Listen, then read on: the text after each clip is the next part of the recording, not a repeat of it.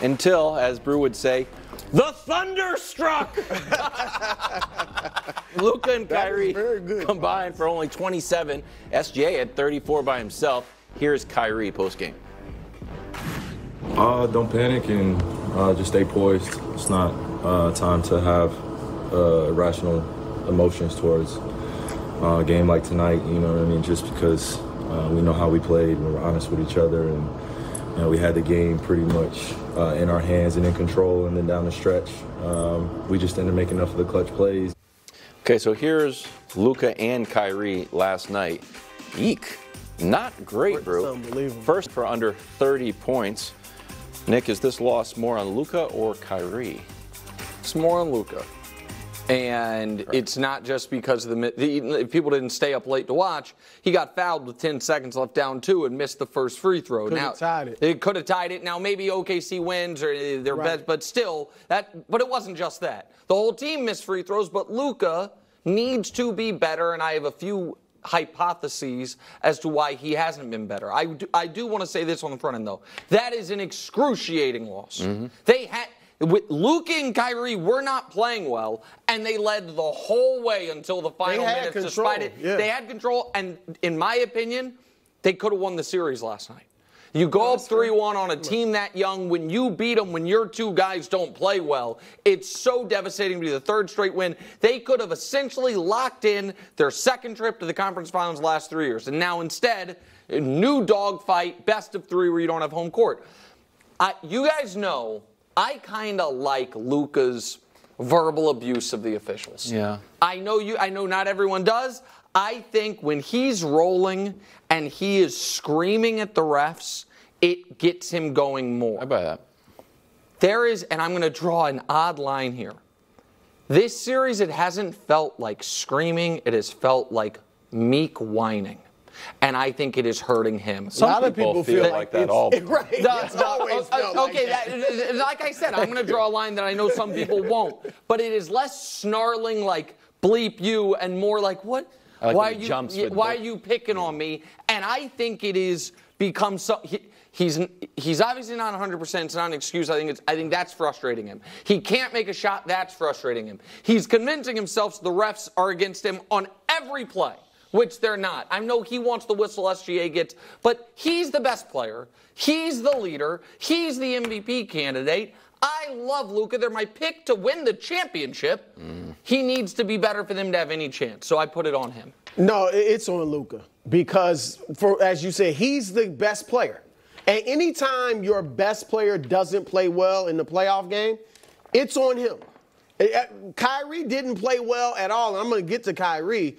But Luka is the guy. He's the MVP candidate. He's the face of the franchise. He's the guy we compare to Larry Bird. Yep. He's the guy we expect to start winning. He's the guy who, Nick, you've shown many graphics where his playoff numbers were up there with Jordan and LeBron. Yeah, they're Jordan. They're not going to be. They're not going to be now. Yep. And this is, obviously the more games you play, your numbers can come down. But, I do think the knee is bothering him to some degree, but we can't use it as an excuse. Agreed. You're playing 42 minutes a night. Yep. You're playing 42 minutes. I get it. Embiid, Brunson, all that, but he's out there playing. You have to play through this. And credit to Lou Dort, who's doing a great job, and the other defenders. They're a great defensive team. But I got to look at Kyrie, too. Kyrie this is odd because he has 2 9-point games in this series. But the first one, didn't you think he played well? Yeah, I thought he played good defense. Yeah. But I need points from Kyrie. Yeah. All right, and I know, look, P.J. Washington has stepped up, and he's shooting the ball well, and they're kind of like, we'll live with him getting 25 or whatever it is. But the odd thing about Kyrie is the field goal attempts. Like you said, he's shooting 46%. You can live with that. All right? But he's averaging 15 points a game. He was 2 for 8 last night. So he's only taking 12 shots a game in this series. In the regular season, he averaged 19, almost 20 shots a game. In the last playoff series against the Clippers, 18 to 19 shots a game. So I'm not sure why, even that Brooklyn series, his last series in Brooklyn, he was taking some games 13 shots, 15 shots. So Kyrie needs to, I don't know what's going on. Fourth quarter, he tried. He took 5 shots, only made 1. But they're going to need Kyrie to be more aggressive, of course, if Luka's not going to be able to play his typical game. So here's the Luka stats that you mentioned that were Jordan-esque in the other playoff series other than this one. Points are down 10, field goal percentage down 7, three-point percentage way down. And somewhere between a lame excuse and 100% of the reason is Luka's knee injury.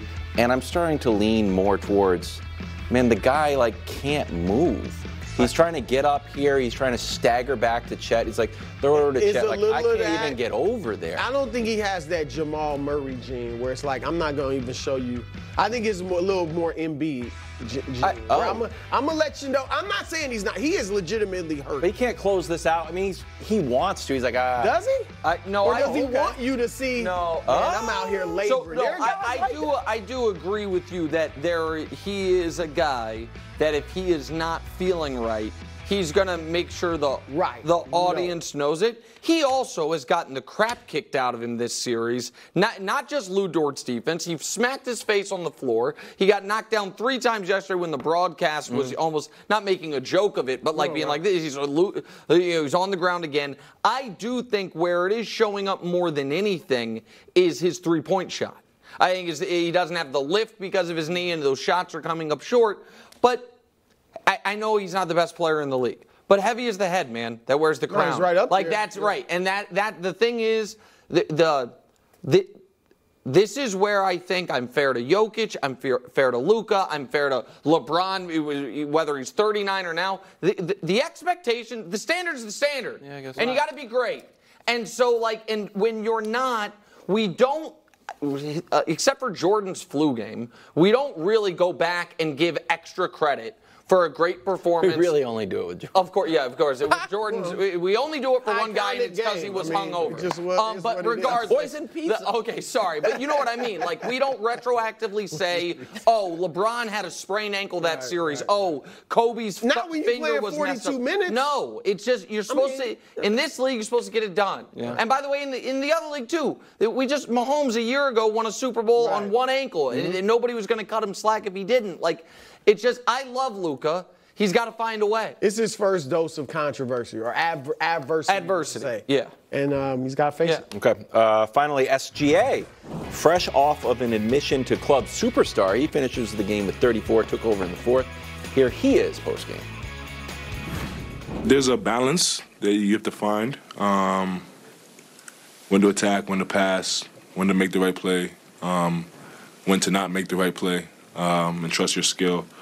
Something that I battle with a lot and try to be really good at. And a lot of great players battle with it and try to be really good at it. This is probably the most meaningful game I've played in my career.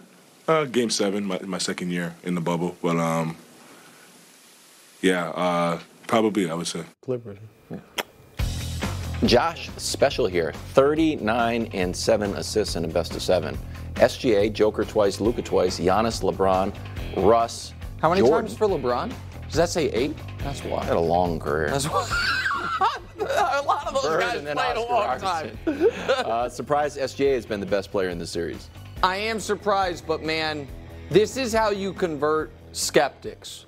And I wasn't a full-blown skeptic, but a slight skeptic. I understood he had a great season. I never really even considered him as MVP candidate. I thought he was that next year. And I thought he was, an ascending superstar, a guy who just became a superstar. Games like this, Brew, this is a season saver. In my opinion, we've had 3 season savers these playoffs. Maxey, Game 5. Now, they ended up losing the next one anyway. But the half-court shot and then the performance. Right. Joker, Game 4. Yeah. I think that was a season saver. And last night, I think that was a season saver by SGA. And the way he scored, I'm sure you loved. I assume you're going to talk about the shot selection, the mid-range, and all of that. And I'll leave that for you. Effective. Yeah. I mean, yes, he has. I am surprised. All right. You thought I was going to say no. No, but like I am surprised because as great as SGA is, I had him 3rd on my MVP ballot. He's going to be first team All-NBA. I had him first team All-NBA. But I don't consider him better than Luka. Me neither. All right. And in this series, Luka has the luxury of having a second superstar who not only is going to be a great player that's going to help you, but also is going to draw the attention of the defense. All right. And obviously, SGA, even if you just say Kyrie's a star, I mean, he has that second star that you have to worry about. SGA does not have that.